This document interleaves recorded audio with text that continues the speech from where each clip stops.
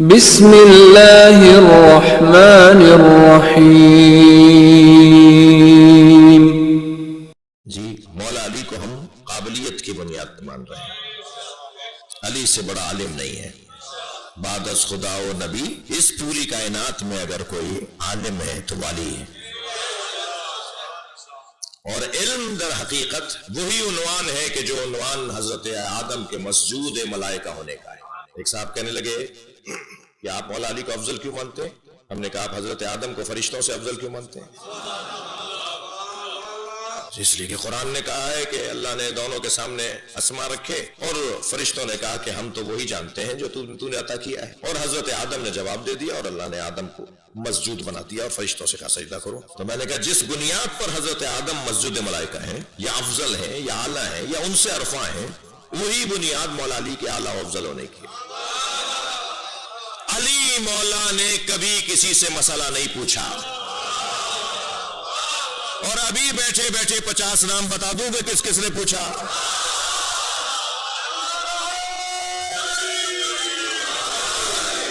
مولا علی سے کس کس نے پوچھا؟ علی مولا کا سب سے بڑا عنوان اپنے سینے پہ ہاتھ رکھ کے فرماتے ہیں ہاں ہونا لا علم جمع، میرے سینے میں علم کا سمندر ہے۔ مولا علی سب سے بڑا، خود فرمایا ایک مرحلے پہ جب کسی نے پوچھا کہ آپ کی سب سے بڑی فضیلت کیا ہے، فرمایا مجھے اللہ نے عالم الکتاب قرار دیا ہے۔ ائمہ اہل بیت سے اس مفہوم پر حدیث ہے ہمارے پاس۔ سب سے بڑا عنوان مولا علی کا علم علی ہے، اور بات علم علی پر آ جائے تو حسن یہ ہے کہ یہاں علم ایسے منتقل ہوتا ہے جیسے پرندہ اپنے بچے کو دانا دیتا ہے۔ ذقنی رسول اللہ ذقن ذقا، جی اس طرح سے منتقل ہوتا ہے۔ جی ماں جیسے بچے کو دودھ پلاتی ہے ایسے نہیں، پرندہ جیسے بچے کو دانا دیتا ہے۔ اس لیے کہ ماں جو کھاتی ہے وہ کھلاتی نہیں ہے، جو کھاتی ہے وہ پلاتی نہیں ہے، جو پلاتی ہے وہ کھاتی نہیں ہے، مگر پرندہ جو کھاتا ہے وہی کھلاتا ہے۔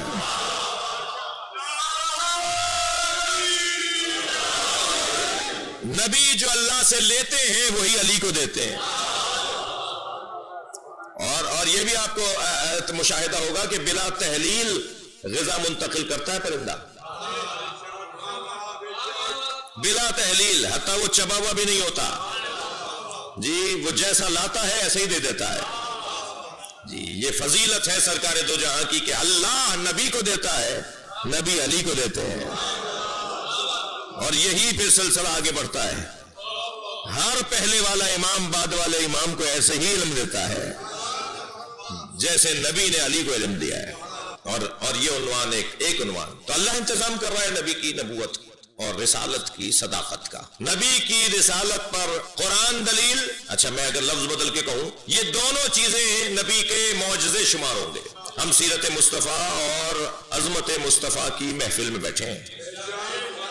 جی میرے سنی بھائی تشریف فرما ہے، ہمارا جو مشترکہ موضوع ہے وہ یا توحید کا عنوان ہے، یا نبی کی عظمت کا عنوان ہے، یا علی کی ولایت کا عنوان ہے۔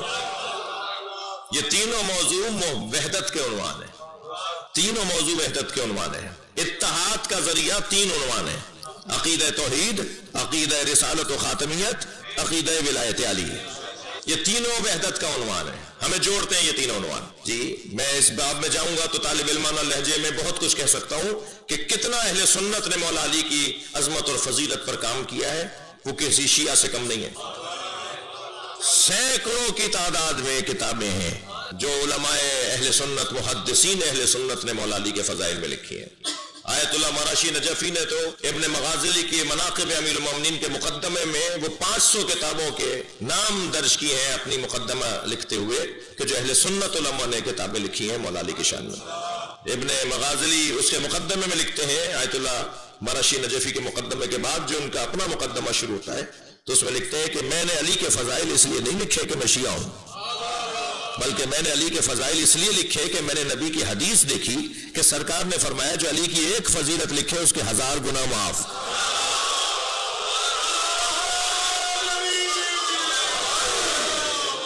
میں اپنے گناہوں کو معاف کروانے کے لیے علی علی لکھ رہا ہوں۔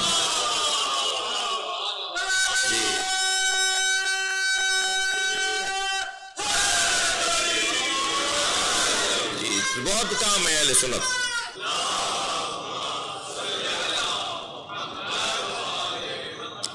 بہت کام ہے اہل سنت کا مولا کے عظمت اور فضائل کے باب میں، مگر یہاں ایک عنوان مجھے تھوڑی سا سہارا دے دیجئے کہ 15-20 منٹ اور بول لوں مولانا، 15-1 منٹ اور،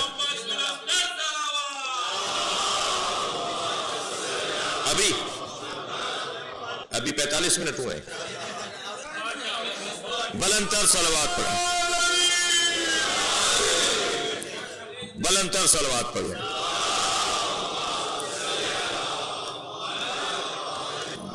ایک اور بہتر صلوات۔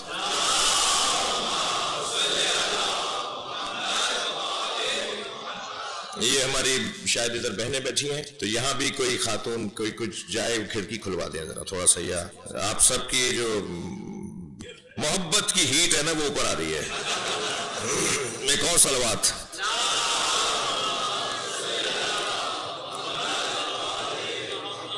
جی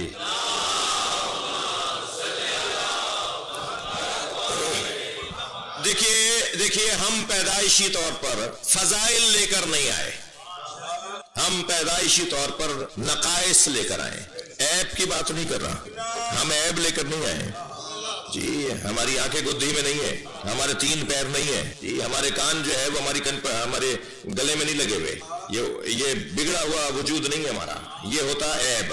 بدن کے اندر اگر خلل ہو تو یہ عیب کہلائے گا، اور روح کے اندر اگر کمی ہو تو یہ نقص کہلائے گا۔ ہم نقائص لے کر آئے ہیں، فضائل لے کر نہیں آئے۔ نقائص نقص کی جمع ہے، اور ہر شے اپنی ضد سے پہچانی جاتی ہے، تعرف الاشیاء بأضدادها، ہر شے کو اس کی ضد سے پہچانا جاتا ہے۔ تو نقائص جمع اس کی مفرد نقص، تو اس کی ضد کیا بنے گی؟ فضل، اور فضل کی جمع فضائل۔ ہم فضائل لے کر نہیں آئے، ہم نقائص لے کر آئے۔ ہم جو نقائص لے کر آئے ہیں وہ موٹے موٹے عمدہ یہ 5 نقائص ہیں جو ہم لے کر آئے۔ سب سے پہلے ہم اللہ کے ہاں سے علم لے کر نہیں آئے، ہم جاہل پیدا ہوئے۔ واللہ اخرجکم من بطون امہاتکم لا تعلمون شیئا، جہالت لے کر آئے، علم لے کر نہیں آئے، یہ نقص ہے ہمارے اندر۔ اس کو برطرف کریں گے تو اس کی جگہ جو چیز آئے گی وہ علم کہلائے گا، اور وہ نقص ہٹے گا تو فضل کہلائے گا۔ نقص ہٹے گا تو اس کی جگہ جو چیز آئے گی وہ فضل آئے گا، نقائص ہٹیں گے تو فضائل آئیں گے۔ سب سے پہلا نقص ہم اللہ کے ہاں سے جہالت لے کر آئے، کچھ بھی نہیں جانتے تھے، کورے چٹے کچھ بھی نہیں جانتے تھے۔ بھوک اور پیاس کا احساس یہ علم نہیں ہے، گرمی سردی کے اوپر رد عمل کا اظہار یہ علم نہیں ہے، یہ فطریات ہے، یہ جانور کا بچہ بھی کرتا ہے، یہ پودے پتھروں میں بھی ہے، لہٰذا اسے علم نہیں کہیں گے، یہ فطرت ہے۔ لیکن ہم علم لے کر نہیں آئے اللہ کے ہاں سے، یہ ایک نقص۔ دوسرا نقص جو ہم اللہ کے ہاں سے لے کر آئے، یعنی اللہ نے ہمیں نقائص دے کر بھیجا ہے، وہ ہے بزدلی۔ ہم بزدل پیدا ہوئے، چھوٹے دل کے، ڈرپوک۔ اگر میری بات پر یقین نہیں ہے تو اپنے بچے کو ذرا گھور کے دیکھیے، اگر میری بات آپ کو یقین نہ آئے تو ذرا چھوٹے بچے کے سامنے کسی آواز، کوئی پٹاخہ، کوئی دھماکہ دیکھیے کیسا روئے گا۔ بزدل ہے جی، بز فارسی میں بکری کو کہتے ہیں، کمزور دل، چھوٹے دل والا، کار نداری بزو خر، پرانے محاورے میں کہتے تھے جی۔ تو ہم اللہ کے ہاں سے پیدا ہوئے، بزدل پیدا ہوئے۔ اس کی ضد کیا ہے؟ شجاعت۔ ہم پیدائشی طور پہ شجاع پیدا نہیں ہوئے، پیدائشی طور پر ہم بزدل پیدا ہوئے۔ ہم تیسرا نقص اللہ کے ہاں سے جو لے کر آئے ہیں وہ ہے کنجوسی۔ ہم کنجوس پیدا ہوئے ہیں جی، بخیل پیدا ہوئے ہیں۔ جب یہ بخل ہٹے گا تو اس کی جگہ جو چیز آئے گی وہ ہے سخاوت۔ ہم سخی پیدا نہیں ہوئے۔ میری بات پر اگر یقین نہ ہو تو اپنے ہی بچے کو ٹافی دے کے مانگ کے دکھائیے، یہ آپ کی دی ہوئی ٹافی آپ کو نہیں دے گا جی، نہیں دے گا۔ اور اگر کوئی بچہ دے دے تو یہ بچہ نظر آ رہا ہے مگر یہ کچھ سمجھدار ہے، اس لیے کہ اسے پتا ہے کہ ایک ٹرافی لوٹاؤں گا تو پوری تھیلی آئے گی۔ یہ دینے والے کا مزاج پرانا ہے، وہ ایک دے کر جب واپس مانگتا ہے تو اس کے بدلے میں پھر 10 دیتا ہے۔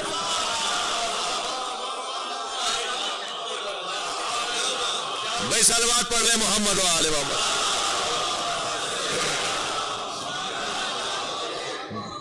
ہم پیدائشی طور پر کنجوس پیدا ہوئے ہیں، کنجوس پیدا ہوئے ہیں، دینے کا جذبہ ہی نہیں ہے۔ ہم پیدائشی چوتھا نقص، ہم غیرت لے کر نہیں آئے، غیرت لے کر نہیں آئے جی۔ برابر والی بچی نے آ کے کہا خالہ آپ کا بچہ بڑا پیارا ہے، ذرا کھلانے لے جاؤں؟ خالہ نے کہا ذرا اس کو نہلا دھلا دوں، ذرا دودھ پلا دوں، پھر تمہیں دے دیتی ہوں، اور دے دیا انہوں نے۔ 2 گھنٹے بعد اماں کو یاد آیا کہ میرا بچہ پڑوس میں گیا تھا، وہاں جو ڈھونڈ مچی تو چوتھے گھر سے نکلا، بھئی یہ یہاں کہاں چلا گیا؟ کہ وہ برابر والی لے گئی تھی. اور یہاں کہاں گیا؟ کہ وہ برابر والی سے برابر والی لے گئی. جو چاہے گود میں اٹھا لے، جو چاہے گود میں لے لے، جہاں چاہو لے جاؤ.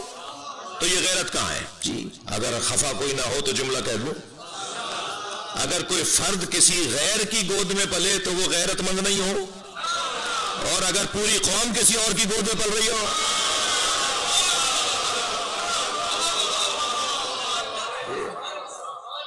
ہم غیرت لے کر نہیں آئے، ہم اللہ کے ہاں سے عزت لے کر نہیں آئے. ناک پر بیٹھی مکھی نہیں جل پاتے تھے، ایسی عزت تھی. اماں نے جیسا ڈال دیا ایسے ہی پڑے رہتے تھے. ان کی مہربانی تھی کہ سوکھے میں بھی لٹا دیں، ان کی مہربانی تھی کہ وہ کپڑے پہنا دیں. جی ایسی عزت تھی ہماری. اور اس عزت کو، اس مفہوم عزت کو، وہ جو بچپن کے ساتھی ہوتے ہیں نا، وہ جب آپ بڑے ہو جاتے ہیں، افسر لگ جاتے ہیں، صدر گورنر لگ جاتے ہیں، تو کہتے ہیں یہ بات کرے گا، ہم نے اس کا بچپن دیکھا ہے.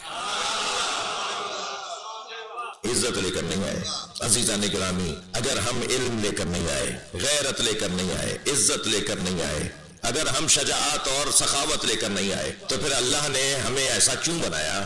اگر یہ کمال نہیں تھا تو اللہ نے اپنے مخلوق کو ایسا کیوں بنایا؟ اللہ نے بنایا ہی ایسا ہے تاکہ تم اس دروازے پر آ جاؤ جو وہاں سے علم لے کر آئے ہیں، جو وہاں سے غیرت لے کر آئے، جو وہاں سے شجاعت لے کر آئے، جو وہاں سے سخاوت لے کر آئے، جو وہاں سے غیرت لے کر آئے.